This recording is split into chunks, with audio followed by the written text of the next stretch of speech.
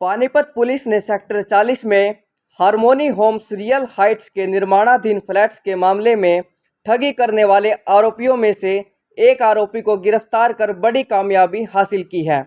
गिरफ्तार आरोपी को कोर्ट में पेश कर पुलिस रिमांड पर लेने का प्रयास करेगी। आरोपी दोनों भाइयों पर करीब 50 करोड़ की ठगी का आरोप है। हालांकि एक आरोपी अभी भी पुलिस की गिरफ्त से बाहर है। मामला करीब वर्ष 2018 का है, जब एल्डिगो निवासी राजेश गुप्ता व संजय गुप्ता ने पीड़ित बाबरपुर मंडी के रहने वाले Messrs real height developers private limited company के डायरेक्टर अतरचंद मित्तल के साथ उनकी कंपनी में पार्टनरशिप की थी। अतरचंद उनकी फर्म व उनके परिवार के अन्य सदस्यों के नाम करीब 10.58 एकड़ ज़मीन सेक्टर 40 गांव शिमला मौलाना में थी, जिस पर वह एक नई कंपनी के द्वारा अफोर्डेबल ग्रुप हाउसिंग कॉलोनी का निर्माण करना चाहते थे। उनके इस प्रोजेक्ट में संजय गुप्ता व राजेश गुप्ता रुचि दिखाते हुए अपने 25% हिस्से के 8 करोड़ निवेश करने के लिए तैयार हो गए। इसके बाद अफोर्डेबल ग्रुप हाउसिंग कॉलोनी का विकास करने के लिए कुल ज़मीन को और अपनी real height developers private limited company के नाम से पंजीकृत करवा दिया। दोनों आरोपियों ने अपने हिस्से की निवेश की राशि 8 करोड़ का भुगतान करने की एवज में अपने निजी फर्म महालक्ष्मी प्रॉपर्टीज़ के खाते से पोस्ट डेटेड जारी किए। आरोपियों ने उपरोक्त कंपनी में अतरचंद के हिस्से की संपत्ति, शेयर होल्डिंग व कंपनी का समस्त व्यापार खरीदने के लिए उन्हें ऑफर किया। फरवरी 2018 में आरोपियों ने एक एग्रीमेंट लिखा, जिसमें अतरचंद और अन्य भूमि से प्रोजेक्ट साइट पर निर्माण की सामग्री लाने व ले जाने के लिए रास्ता प्रयोग करने के बारे में लिखा था। आरोपियों ने 5-6 किस्तों में 60 करोड़ रुपयों का भुगतान अग्रिम चेक करने की बाबत जारी किया। आरोपियों ने पहली किस्त समय पर दे दी, पर अगली किस्त वे समय पर नहीं चुका सके, जिस पर एग्रीमेंट के अनुसार ब्याज लगाकर कुल राशि 9,73,20,000 हो गई। आरोपियों द्वारा दिए गए इस राशि के चेक जब बैंक में लगाए गए तो वह चेक बाउंस हो गए। चेक बाउंसिंग का मामला कोर्ट में विचाराधीन है। इसके बाद से आरोपियों ने किसी भी किस्त का भुगतान नहीं किया। पुलिस जांच के दौरान यह सामने आया कि एग्रीमेंट के हिसाब से आरोपियों ने लगभग 45 करोड़ रुपयों की धोखाधड़ी अतरचंद के साथ की है। आरोपी दोनों भाइयों के विरुद्ध आईपीसी की धारा 406 व 420 के तहत मुकदमा दर्ज किया गया था। फिलहाल एक आरोपी की तलाश अभी भी जारी है। नमस्कार, सीधी तस्वीरें आप इस समय देख रहे हैं पानीपत के कोर्ट से, और यहाँ अभी थोड़ी देर में एक मामला आने वाला है। एक आरोपी जिसे कि पुलिस द्वारा 60 दिन की कड़ी मेहनत के बाद पकड़ लिया गया है, उसे कोर्ट में पेश किया जाएगा और वह आरोपी फरार था। मैं आपको पूरा मामला बता दूं क्या है। करीब आज से 2018 की ये बात है, जब एक प्रोजेक्ट जिसे कि रियल हाइट्स नाम दिया गया था वो चल रहा था। उसमें 4 पार्टनर थे, जिसमें से 2 भाई थे। उन 2 भाइयों ने एक धोखाधड़ी की, 50 करोड़ की धोखाधड़ी की गई थी। और मामला यह था कि हमारे साथ एक उस मामले में जो पार्टनर रह चुके हैं वो हमारे साथ इस समय मौजूद है। अतरचंद मित्तल इनका नाम है, और इन्होंने अपने सारे शेयर्स उन भाइयों को बेच दिए थे और उन्होंने कहा था कि इस प्रोजेक्ट को वह पूरा करेंगे, जिसके बाद इन्होंने अपने शेयर उन्हें दे दिए थे और उसके एवज में उन्हें 50 करोड़ रुपए या फिर इसके कुछ राशि इन्हें देनी थी।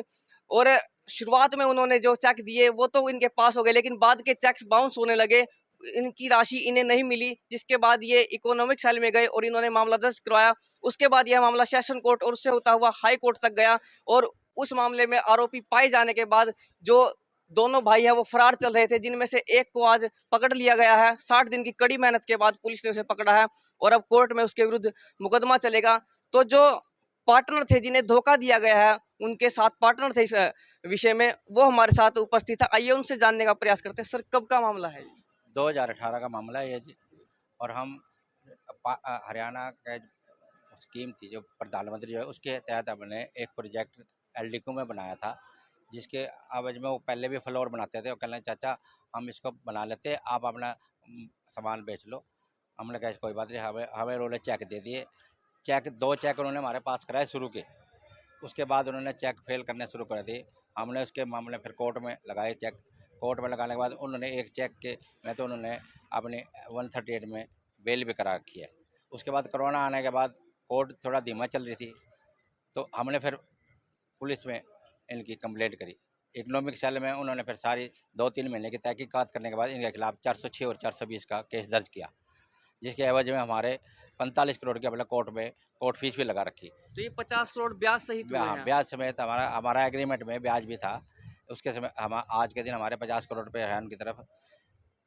तो हमने 2-3 बार पंचायत में करके 2-3 बारी मामला निपटाने की कोशिश करी, इन्होंने हर बारी बैकआउट किया। जब भी दाव पड़ती है फैसला करने का आ जाते हैं, फिर फैसला करके नहीं जाते। ना पेमेंट दी मेरे को, 3 साल से मैं कोर्ट में लड़ रहा हूँ। अब पुलिस ने इनके खिलाफ कार्रवाई की है। उसके बाद हाई कोर्ट से भी इनकी बेल कैंसिल हो गई, सेशन कोर्ट से भी हो गई थी। अब 60 दिन से ये फरार थे। कल पुलिस ने एक भाई संजय गुप्ता को गिरफ्तार किया है। हम अपने जो एलडीको के जितने भी फ्लैट धारक जिन्होंने फ्लैट ले रखे इस प्रोजेक्ट में, उन सब से रिक्वेस्ट करें भी आप मेरा साथ दो, ताकि तुम्हें भी कल दिक्कत ना आए। ये चीटर है, जब मेरे साथ चीटिंग कर सकते तुम्हारे साथ भी करेगा। इन्हें 1 साल पहले उनको फ्लैट दे रहे थे। फ्लैट ना देने का कारण है क्योंकि मेरा उन्होंने पैसा नहीं दिया, काम वहाँ पे हम चलाने नहीं दे रहे। हम भी कोशिश करें, कोर्ट से भी हम गुजारिश करें भी इसका प्रोजेक्ट को हमें स्टे दिया जाए, ताकि हमारी पेमेंट मिल जाए और पब्लिक का काम भी स्मूथली चल सके। कुल कितने फ्लैट्स बनाए जाने थे? कुल फ्लैट इसमें 1136 फ्लैट बनाने थे उन्होंने, जिसमें 798 उन्होंने बेचे हैं। और जो इकोनॉमिक सेल की जो रिपोर्ट आई है 798 उन्होंने बेचे हैं। उनकी पेमेंट भी 1-1.5 साल पहले इनके पास पूरी पेमेंट आ चुकी है। उसके एवज में सारा पैसा इकट्ठा करके ये टीडीआई में भी 3 प्रोजेक्ट चला रहे हैं। तो हम सबसे रिक्वेस्ट करते हैं, टीडीआई वाले प्लाट वालों से भी रिक्वेस्ट करते हैं, आप इसके धोखे मत आए। ये सबके साथ चीटिंग कर रहा है, आप लोगों के साथ भी कल धोखा करेगा। आप जिसके धोखे से बचे। कुल कितने पार्टनर्स थे आप इसमें? हम इसमें 4 पार्टनर थे। 2 तो ये भाई हो गए। एक मेरा भतीजा था प्रशांत, जी। जो गुजर चुका है। जी। उसने उसके साथ उसने अपनी पेमेंट उससे ले ली थी। हम मेरे 2 लड़के हैं जिनके नाम ये शेयर थे, और हमें वो 2.5 साल से घुमा रहा है। आपने शेयर बेच दिए थे, लेकिन आपकी रकम कितनी आई है? हमारी रकम ज़्यादा 15% पेमेंट आई है।